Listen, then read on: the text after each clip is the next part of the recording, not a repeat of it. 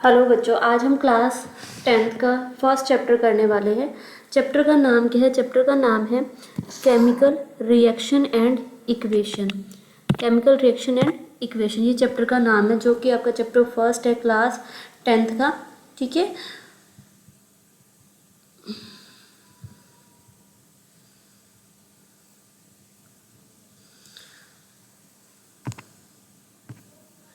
Next सबसे पहले इस चैप्टर में हम पढ़ेंगे क्या? इस चैप्टर में हम सबसे पहले, चैप्टर का जैसे नाम ही सजेस्ट कर रहा है, केमिकल रिएक्शन एंड इक्वेशन, तो हम इस चैप्टर में केमिकल रिएक्शन के बारे में जानेंगे कि केमिकल रिएक्शन होती क्या है, इक्वेशन क्या होती हैं। हिंदी में अगर हम बात करें तो इसको हम कहेंगे रासायनिक अभिक्रिया और समीकरण। तो सबसे पहले हम चैप्टर का कीवर्ड उठाते हैं। चैप्टर का कीवर्ड क्या दिया हुआ है? Chemical reaction. तो ये जो केमिकल रिएक्शन है क्या होता है? A process that involve rearrangement of molecular और आयनिक स्ट्रक्चर ऑफ ए सब्सटेंस। मतलब क्या है कि जो मॉलिक्यूल है या जो आयनिक स्ट्रक्चर है किसी भी सब्सटेंस का, उसमें थोड़ा बहुत उसको रीअरेंज किया जा रहा है और कोई ना कोई उसमें कोई ना कोई चेंज देखा जा रहा है। तो अगर हम बात करें कि केमिकल चेंज, अगर हमारे डेली लाइफ की बात करें तो क्यों पढ़ना ज़रूरी है इस चैप्टर को? तो ये हमारी डेली लाइफ से रिलेटेड है। जैसे कि हम सब लोग दही खाते हैं, तो दही जो है वो भी एक तरह का केमिकल चेंज का एग्जाम्पल है। क्यों? यहाँ पर देखो, यहाँ पर ये मिल्क है और इस मिल्क को किस में चेंज कर दिया गया है? कर्ड में। तो ये डेली एक तरह का, देखो, मिल्क एक अलग प्रोडक्ट है, दही कर्ड एक अलग प्रोडक्ट है। तो कोई भी ऐसा चेंज को हम केमिकल चेंज कहेंगे जिसमें हमने रिएक्टेंट कुछ और लिया था, प्रोडक्ट हमें बिल्कुल उससे डिफरेंट मिला और वो इरिवर्सिबल होगा, यानी कि उसको हम पहले वाली पोजीशन में वापस से चेंज नहीं कर सकते। उसके अलावा और अगर हम डेली लाइफ में बात करें तो जैसे ग्रेप्स गेट फर्मेंटेड, यहाँ पर जो ये ग्रेप्स हैं इससे वाइन बनाई जा रही है। ठीक है, तो ये जो ग्रेप्स हैं इनको किस में चेंज कर दिया? वाइन में, अल्कोहल में। तो ये एक बिल्कुल, ग्रेप्स एक अलग प्रोडक्ट हैं और जो आपके वाइन है वो बिल्कुल डिफरेंट प्रोडक्ट है ग्रेप से। तो ये भी किस तरह का चेंज होगा? Chemical change. इसके अलावा यहाँ पर देखो कि जो कैल्शियम लिया गया, उस कैल्शियम को वाटर के साथ क्या करवाया गया? रिएक्ट करवाया गया। तो इससे आपको क्या मिल गया? Calcium oxide. और कौन सी गैस रिलीज कर दी? Hydrogen gas. तो यहाँ पर भी देखो, गैस रिलीज हो रही है या किसी भी प्रोडक्ट की स्टेट में चेंज आ रहा है। तो ये सारे जो कुछ सिम्टम्स होते हैं केमिकल चेंज के। सबसे पहले अगर हम, आपकी बुक में जो एक्टिविटी दी गई है उसमें क्या एक्टिविटी 1.1 दी गई है 10th की एनसीईआरटी बुक में, कि आपको एक मैग्नीशियम का रिबन लेना है। यहाँ पर ये जो है, ये आपके पास क्या है? मैग्नीशियम का रिबन है। ठीक है, तो इस मैग्नीशियम रिबन को आपको लेना है। ठीक है, ये मैग्नीशियम का रिबन है। तो जब आप इस मैग्नीशियम रिबन को लोगे, इसको अच्छे से साफ करना है, फिर इसको जलाना है। अब किसी भी चीज़ को जलाने के लिए आपको किसकी ज़रूरत पड़ती है? ऑक्सीजन की। ठीक है, तो जब आपने इसको जलाया तो आपको किसकी रिक्वायरमेंट हुई? ऑक्सीजन की। तो जब आपने मैग्नीशियम रिबन को बर्न किया, किसकी प्रेजेंस में? ऑक्सीजन की प्रेजेंस में, तो आपको कुछ ऐसा मटेरियल मिला, राख मिली उसको, और जो वो राख थी वो एक्चुअल में क्या था? मैग्नीशियम ऑक्साइड था। तो यहाँ पर ये एक रिएक्शन दी गई है कि जब भी मैग्नीशियम को ऑक्सीजन की प्रेजेंस में जलाया जाता है तो क्या हो रहा है कि यहाँ पर आपको क्या मिल रहा है? मैग्नीशियम ऑक्साइड मिल रहा है। अब जो ये मैग्नीशियम था ये बिल्कुल डिफरेंट है किससे? मैग्नीशियम ऑक्साइड से। यहाँ पर हम इस मैग्नीशियम, जो ये मैग्नीशियम है, ये आपको ऐश या राख की फॉर्म में मिल रहा है और इसको आप इस रिबन की फॉर्म में वापस से नहीं ला सकते। तो यहाँ पर ये किस तरीके का चेंज है? ये चेंज है आपका केमिकल चेंज। ठीक है, नेक्स्ट इसके बाद सेकेंड एक्टिविटी दी गई है। सेकेंड एक्टिविटी में क्या दिखाया गया है? Reaction between lead nitrate and potassium iodide. तो इसके लिए आपको क्या लेना है? यहाँ पर एक इस तरह की फनल ली हुई है। ठीक है, इसमें आपको क्या डालना है? इसमें आपको डालना है लेड नाइट्रेट। ठीक है, तो फिर इसके अंदर आपको कौन सा सॉल्यूशन ऐड कर देना है, पोटेशियम आयोडाइड। ठीक है, तो जो लेड नाइट्रेट है उसके अंदर आप क्या डालोगे, पोटेशियम आयोडाइड डालोगे। तो यहाँ पर एक रिएक्शन होगी और उस रिएक्शन के कारण आपको जो है वो प्रोडक्ट क्या मिल जाएगा, पोटेशियम नाइट्रेट मिल जाएगा प्लस लेड आयोडाइड मिल जाएगा। ठीक है, तो यानी कि ये जो है लेड का सिंबल क्या होता है, Pb। ठीक है, और आयोडीन का I। तो यानी कि जो पहले यहाँ पर आपने क्या लिया था, पोटेशियम आयोडाइड लिया था, अब ये जो पोटेशियम आयोडाइड है ये किस में चेंज हो चुका है, लेड आयोडाइड में चेंज हो चुका है। अब यहाँ पर जो आपने स्टार्टिंग में लिए थे रिएक्टेंट वो बिल्कुल अलग थे। क्या लिया था आपने, लेड नाइट्रेट लिया, पोटेशियम आयोडाइड लिया, लेकिन आपको मिला क्या, पोटेशियम नाइट्रेट मिला और लेड आयोडाइड मिला। तो ये सारे ही किसके एग्जाम्पल हैं, ये सारे एग्जाम्पल हैं आपकी एक केमिकल रिएक्शन के। इसके अलावा नेक्स्ट एक्टिविटी दी गई है। नेक्स्ट एक्टिविटी क्या दी गई है कि आपको एक फ्लास्क लेना है। ठीक है, उस फ्लास्क के अंदर आपको क्या डालना है, उस फ्लास्क के अंदर आपको डालने हैं जिंक के ग्रेनुअल्स। जब फ्लास्क के अंदर आपने जिंक डाला, ठीक है, तो यहाँ पर आप क्या डाल रहे हैं, जिंक के ग्रेनुअल्स डाल रहे हैं किसके अंदर, फिर उसके अंदर आपने क्या डाल देना है, सल्फ्यूरिक एसिड। सल्फ्यूरिक एसिड क्या होता है, H2SO4। ठीक है, डाइल्यूट सल्फ्यूरिक, डाइल्यूट यानी कि उसमें वो कॉन्सेंट्रेटेड नहीं है, उसमें क्या मिला हुआ है, पानी मिला हुआ है, एक्वस फॉर्म में है।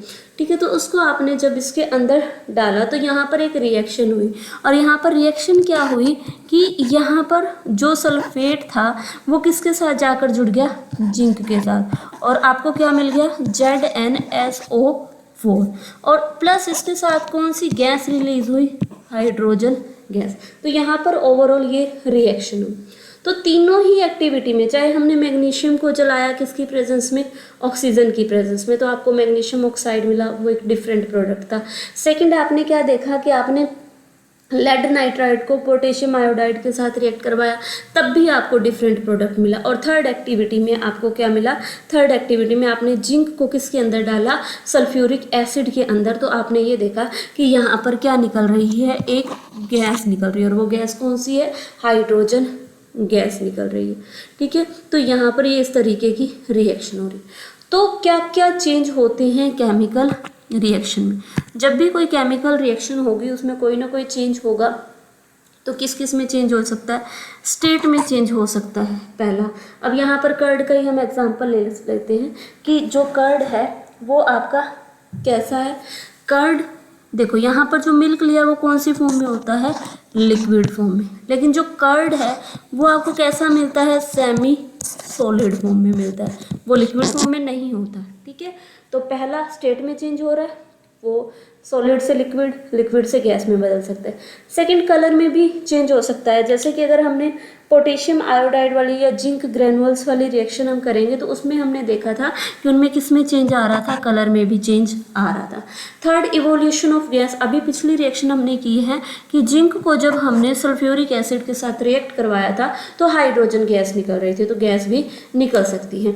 और चेंजेस इन टेम्परेचर, कई बार आप देखते हो कि अगर आपने मान लो कॉपर सल्फेट में आयरन की कुछ कील वगैरह डाल दी, और फिर आप वहाँ पर रिएक्शन देखोगे कि वहाँ पर थोड़े टाइम के बाद उसमें से कुछ बबल्स वगैरह निकल रहे हैं। ठीक है, और जो आयरन की कील है उसके ऊपर कुछ उसका जो कलर है वो चेंज होना स्टार्ट हो गया है।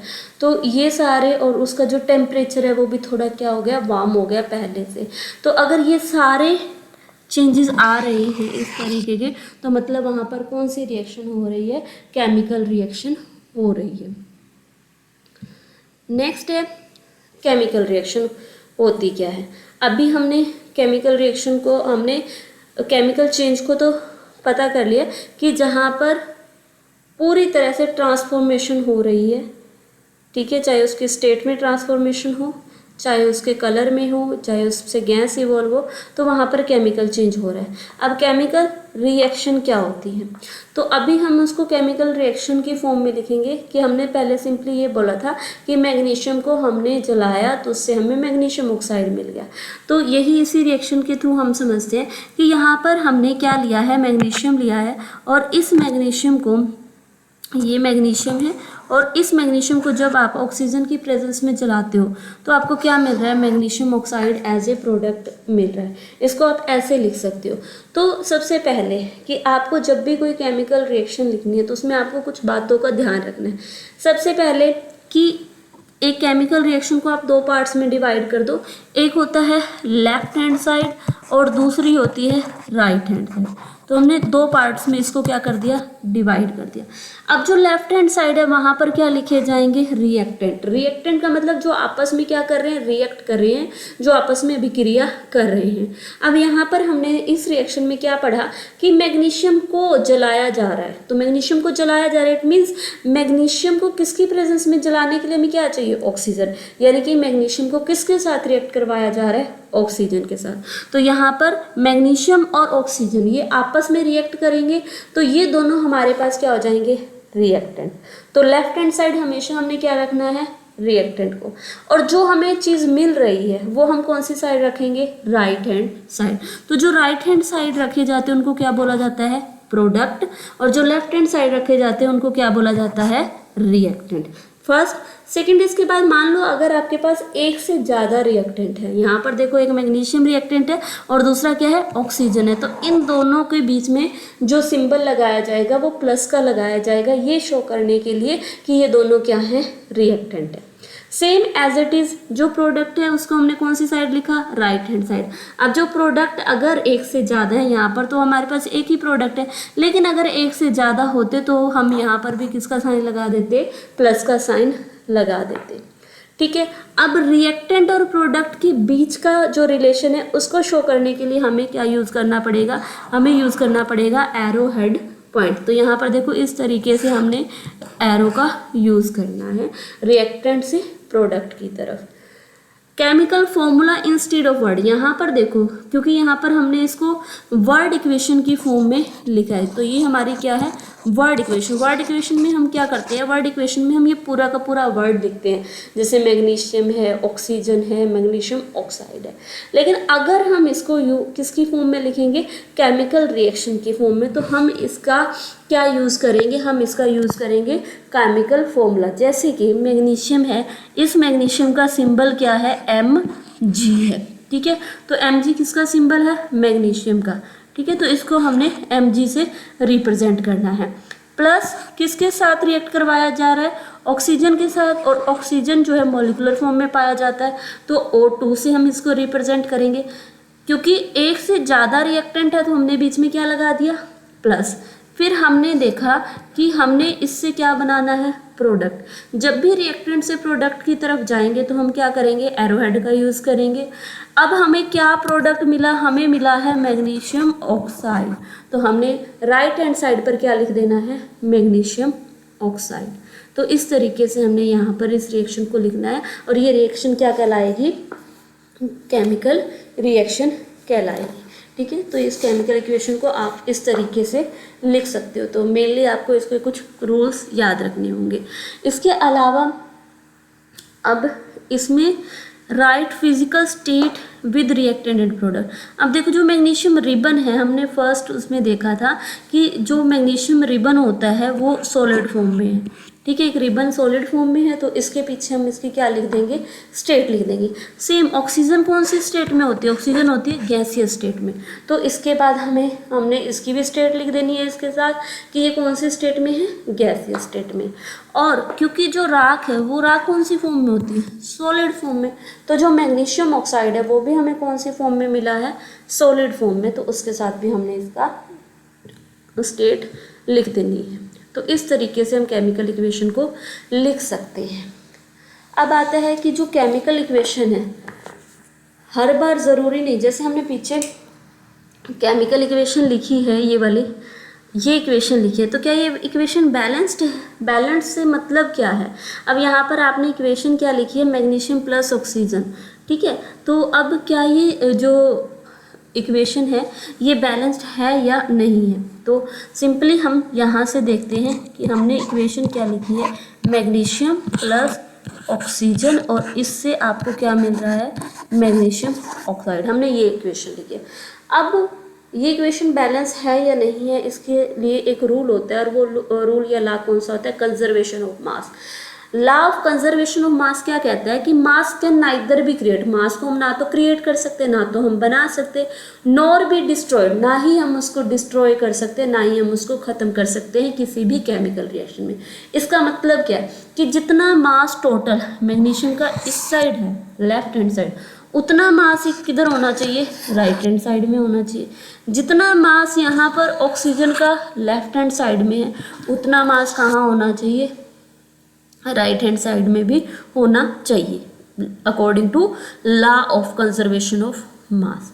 या फिर दूसरी लैंग्वेज में आप ये बोल सकते हो कि जितना total mass of element present in product of a chemical reaction has to be equal to the total mass of element present in the reactant.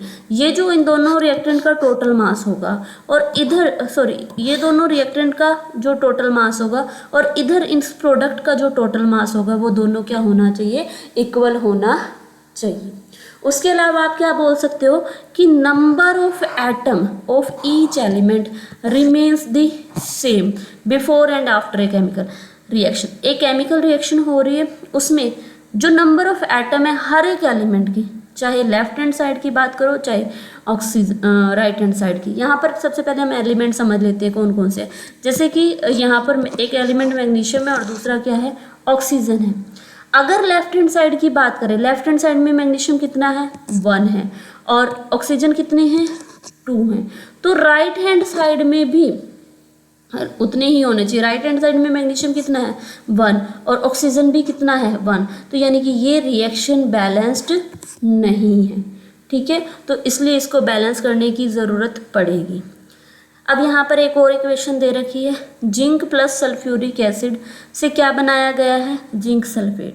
हमने रिएक्शन क्या है कि हमारे पास क्या है, जिंक है प्लस सल्फ्यूरिक एसिड H2SO4 है, ठीक है। इसको आपस में रिएक्ट करवाया गया, तो ये जो सल्फेट था वो किसके साथ जुड़ गया, जिंक के साथ। क्यों, क्योंकि जिंक मोर रिएक्टिव है, इसके बारे में भी हम पढ़ेंगे। और कौन सी गैस निकल गई, हाइड्रोजन गैस निकल गई। ये रिएक्शन हो रही है।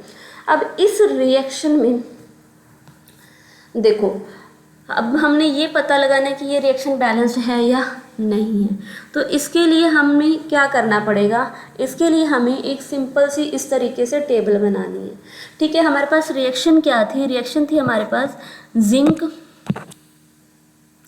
रिएक्शन क्या थी हमारे पास, रिएक्शन थी हमारे पास zinc plus sulphuric acid H2SO4, ठीक है। और इससे हमने क्या मिला, हमें ये मिला कि जिंक सल्फेट मिला, प्लस हमारे पास कौन सी गैस रिलीज हुई, H2O।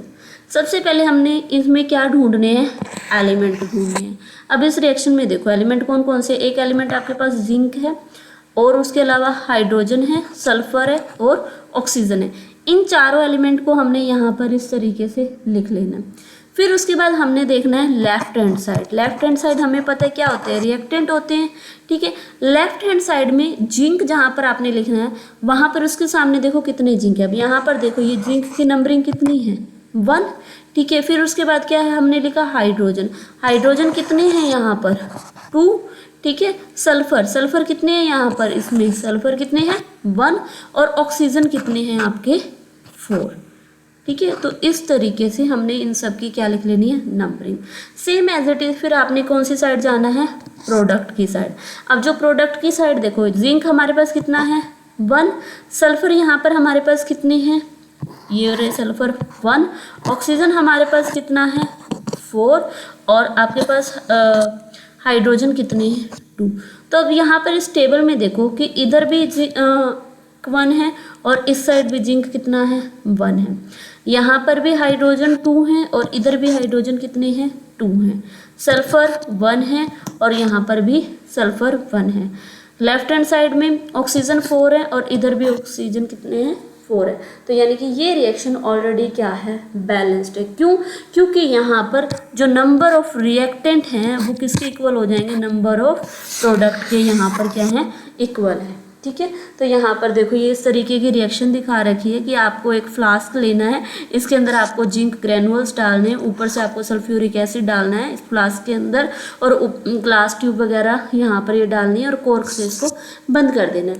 थोड़ी देर के बाद आपको जो प्रोडक्ट है वो कुछ अलग मिलेगा। प्रोडक्ट में आपको क्या मिल जाएगा, जिंक सल्फेट मिल जाएगा। ठीक है, तो ये यहाँ पर एक तरीके की रिएक्शन हो रही है। तो इस तरीके से आप रिएक्शन को क्या कर सकते हो, बैलेंस कर सकते हो।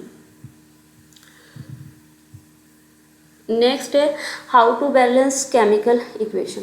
अब मान लो कोई भी आयरन का हम एग्जांपल ले सकते हैं। पिछली रिएक्शन तो हमारे पास क्या थी, ऑलरेडी बैलेंस थी, लेकिन अब हमें कोई ऐसी रिएक्शन दे दी गई कि इस रिएक्शन को बैलेंस करके दिखाओ। रिएक्शन क्या दी गई कि आपके पास आयरन है, ठीक है, आयरन का सिंबल क्या होता है, Fe, और इसको किसके साथ रिएक्ट करवाया गया है, वाटर के साथ, और आपको क्या मिल रहा है, इसके बदले में आपको मिल रहा है Fe3O4 प्लस कौन सी गैस रिलीज हो रही है, हाइड्रोजन गैस। अब इसको बैलेंस करना है।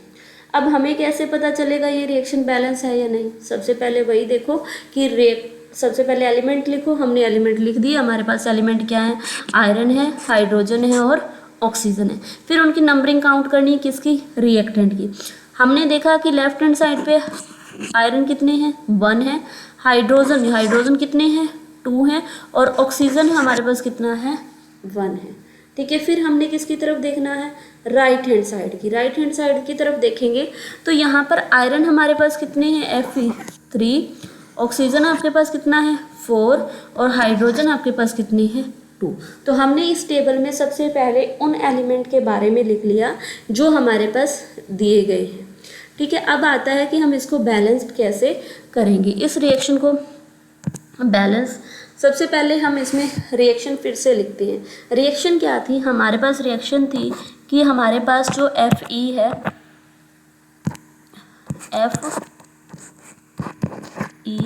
को हमने किसके साथ रिएक्ट करवाया है, Fe को हमने रिएक्ट करवाया है वाटर के साथ, और जब हमने इसको रिएक्ट करवाया तो हमें क्या मिला, Fe3O4 मिला, और प्लस कौन सी गैस निकली, हाइड्रोजन गैस निकली। ये हमारे पास है। टेबल में हमने यहाँ पर लिख चुके हैं कि हमारे पास रिएक्टेंट कितने हैं। हमने ये देखा कि हमारे पास आयरन तो 1 है और हाइड्रोजन 2 है, ऑक्सीजन हमारे पास कितना है, 1 है। आयरन अगर हम प्रोडक्ट की बात करें तो यहाँ पर 3 है, और ऑक्सीजन हमारे पास 4 है, और हाइड्रोजन हमारे पास कितने हैं, 2 है। तो सबसे पहले सिंपली इस रिएक्शन में जो आपको सबसे बड़ा दिखाई दे रहा है ना कंपाउंड, उस बड़े कंपाउंड को देखना है। इसमें आपको सबसे बड़ा कंपाउंड क्या दिखाई दे रहा है, Fe3O4। ये जो Fe3O4 है ये आपको सबसे बड़ा दिखाई दे रहा है। तो यानी कि यहाँ पर आपके पास आयरन कितने हैं, 3 हैं, ऑक्सीजन कितने हैं, 4 हैं। तो सिंपली हम इसमें क्या कर देंगे कि यहाँ पर इस रिएक्शन में हम, अगर हम वाटर की बात करें तो इसको हम किससे मल्टीप्लाई कर दें कि इनकी जो नंबरिंग है ऑक्सीजन की इक्वल आ जाए। ऑक्सीजन सबसे ज़्यादा कितने हैं, 4 सबसे बड़ा दिखाई दे रहा है। तो हमने क्या किया, इस रिएक्शन में सिंपली वही रिएक्शन को एज इट इज़ हमने लिखना है Fe प्लस H2O, और इससे हमारे पास क्या मिला था हमें, Fe3O4 प्लस H2। ये रिएक्शन थी। हमने सिंपली ये देखा कि सबसे ज़्यादा हमारे पास क्या है, ऑक्सीजन है, और इधर ऑक्सीजन कितना है, 1। अगर हमारे पास राइट हैंड साइड में ऑक्सीजन 4 है और हमने अगर हमारे पास राइट हैंड साइड में ऑक्सीजन 4 है और हमें लेफ्ट हैंड साइड में भी 4 बनाना है, तो हमें सिंपली क्या करना पड़ेगा, हमें इसको 4 से मल्टीप्लाई करना पड़ेगा। तो हमने क्या किया, इधर आयरन को 4 से मल्टीप्लाई कर दिया।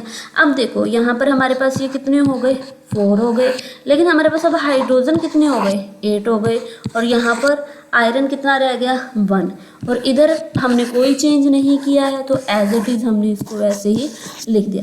फिर से हमने रिएक्शन उठानी है, यहाँ पर Fe प्लस 4H2O जो आपने लिखे उसको फिर से हमने एज इट इज़ ही लिख देना है, ठीक है। अब हमने ये देखना है कि हमारे पास 8 सबसे ज़्यादा अब क्या है, हमारे पास हाइड्रोजन है। तो अब हमारे पास हाइड्रोजन कितने हैं, यहाँ पर 8 हैं। तो अब इधर के हाइड्रोजन कितने हैं, 2 हैं। तो इसको बैलेंस कैसे करेंगे, यहाँ पर 8 कैसे लाया जाएगा, अगर हम इसको 4 से क्या कर दें, मल्टीप्लाई कर दें। तो सिंपली यहाँ पर आप क्या कर दोगे, 4 से मल्टीप्लाई। तो इस केस में अब आपके पास 8 क्या हो गए, हाइड्रोजन, 4 आपके पास क्या हो गए, ऑक्सीजन, और 3 आपके पास क्या हो गए, आयरन। इधर की अगर हम बात करें तो 4 यहाँ पर ऑक्सीजन हो गए और 8 आपके पास क्या हो गए, हाइड्रोजन एंड 1। अब सिर्फ एक चीज़ जो है वो बैलेंस करनी रह गई है, और वो क्या है आपके पास, आयरन। यहाँ पर देखो बाकी जो सारे हैं वो बैलेंस्ड हो चुके हैं, ये नहीं हुआ। तो फिर से हमने रिएक्शन को एज इट इज़ लिखना है, Fe+4H2O। अब यहाँ पर हमारे पास प्रोडक्ट क्या है, Fe3O4 प्लस में 4H2। सिंपली है, यहाँ पर 3 है, यहाँ पर 1 है। क्या कर देंगे, इसको 3 से मल्टीप्लाई कर दो। तो इस केस में अगर हम इसको 3 से मल्टीप्लाई कर देते हैं तो अब यहाँ पर देखो, यहाँ पर हमारे पास ये आयरन कितने हैं, 3, 8 हमारे पास क्या है, हाइड्रोजन, 4 हमारे पास क्या है, ऑक्सीजन। यहाँ पर ये 3 है, 4 है, और यहाँ पर ये क्या है, 8 है। तो ओवरऑल सारे क्या हो चुके हैं, बैलेंस्ड हो चुके हैं, ठीक है। तो इस तरीके से हम रिएक्शन को क्या कर सकते हैं, बैलेंस्ड कर सकते हैं।